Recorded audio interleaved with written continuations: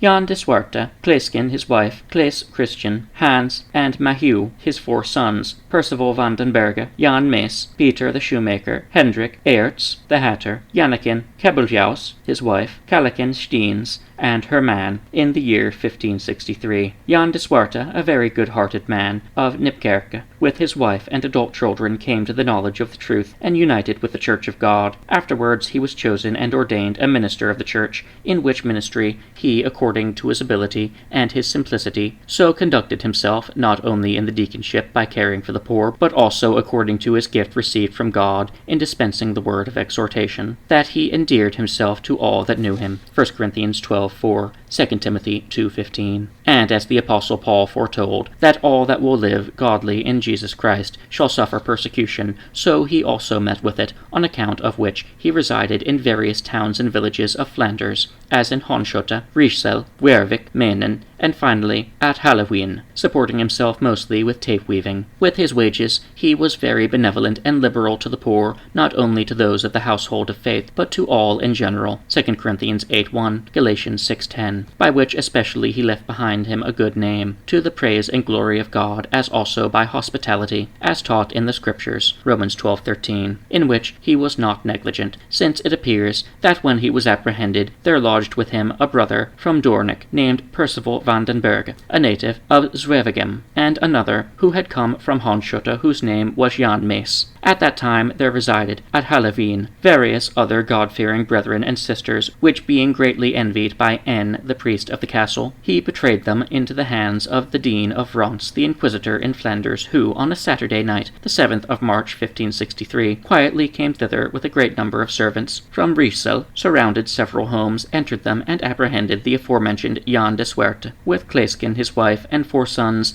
namely Claes, Christian, Hans, and Mahu, who was only about 16 years old, and also Percival van den Berge and Jan Mees, already mentioned. Besides these, he also apprehended one Peter the shoemaker, with Jacomintken his wife, which latter did not remain steadfast. Also one Hendrik Eerts the hatter, with Jannekin Kabeljaus his wife, and another sister, Calikin Steens, the wife of a brother whose name was Augustine. When Jan de Swerte was apprehended, his 2 younger sons were not present, but came in the meantime. When they came to the house, the neighbors warned them that those who apprehended their father and mother were in the house. The one said to the other, "Do not let us flee, but let us die with father and mother." In the meantime, Jan de Swerte was led out of the house, a prisoner, and seeing his sons, he said to them, "Children, do you want to go along to the New Jerusalem?" They replied, "Yes, father," and were led captive with them. The Inquisitor brought them all prisoners to Riesel, and there had them very closely confined in the castle. Jan was put into a hole by himself, which was called the Paradise, and was so small that he could neither stand upright in it, nor lie down at full length. It happened one day that divers brethren and sisters, prompted by love and compassion, had come from without the city, and were standing over against the castle, calling to the prisoners over the fortification for their consolation, that among them there was one brother named Herman, who, being noticed by one of the beadles of the town, who came out secretly, was also apprehended. After an imprisonment of 10 days, the Inquisitor delivered these prisoners into the hands of the secular authorities, who first took out Jan de Swerte, with his sons Claes Peter the shoemaker, Hendrik Eerts the hatter, Percival van den Berge,